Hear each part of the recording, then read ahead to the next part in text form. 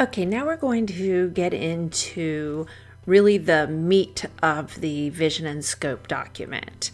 So the first section is the business requirements section. There's a lot of different areas of the business requirements section.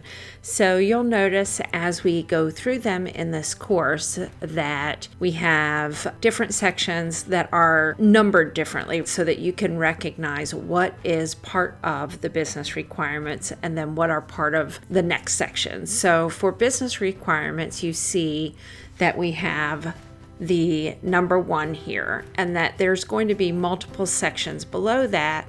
The first one being 1.1, which is background.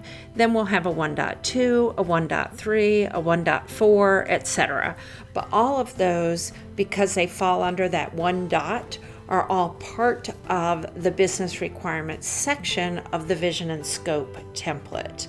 So let's take a look at background, which is the very first thing in our business requirements section. So background means what is the background related to this project, which is really what caused the business stakeholder to feel like they needed to initiate a project. What is the thing that is making them feel like we need to do something about this?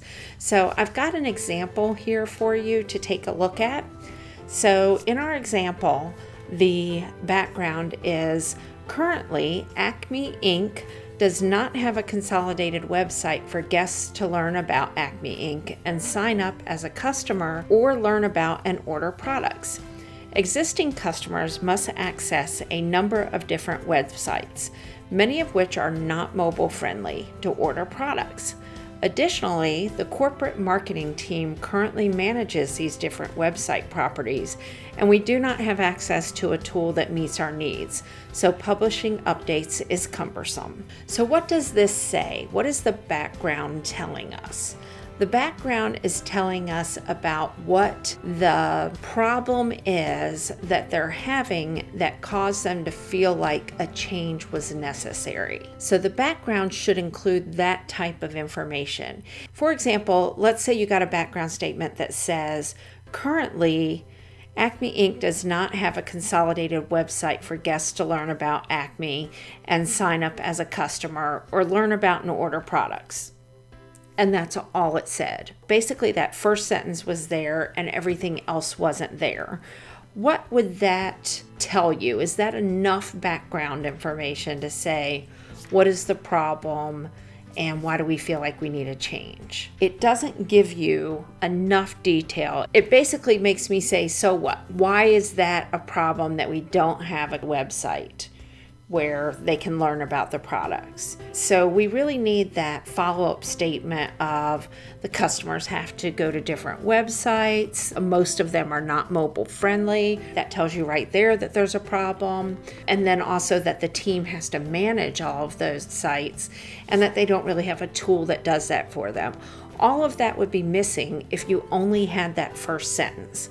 So if you as the BA get a vision and scope statement from a stakeholder and you're looking at it and you say, you know what, this doesn't really tell me what the actual problem is. I can't tell from this background statement why they felt like they needed to have a change. Then you need to go back to that stakeholder and use those BA skills that you have to elicit more information from them to help them better define that background information. As an example, you could go to them and say, hey Sally, I've got your document, you've got some great information in here, but I feel like we could expand on the background a little bit. I had some questions when I read it. And then you just ask what your questions are based on what that statement is that's there. So for example, if we went back to the example I gave of the first sentence here in this example, then I would basically say to her, why is it a problem that we don't have a consolidated website? What problem is being created by that? And then she's probably going to give you the rest of this information. So as a BA, sometimes you have to use those skills to elicit information even in the very beginning with the vision and scope template. If you are documenting the vision and scope and somebody else says to you that this doesn't really give you enough information, then you may need to go back to the stakeholder and say, you know what, I need more information here because Fred said that he had some questions about this still, so that says to me that I don't have enough information here. But you should always be questioning your own information. So when you write a section in a document, you should say, is there anything here that isn't clear? Is there any more information that would be helpful? Have I made any assumptions here where somebody else could assume something different? You want to make sure that whatever you're documenting is clear, and you want to help other people be as clear as possible when they're supplying you with documentation that's going to be used by the project team, and especially that's going to be used by you as that starting off point for getting requirements. So make sure that background information is clear, because that's the very beginning of your vision and scope document. You want to have that clear statement about what that problem is that they're having.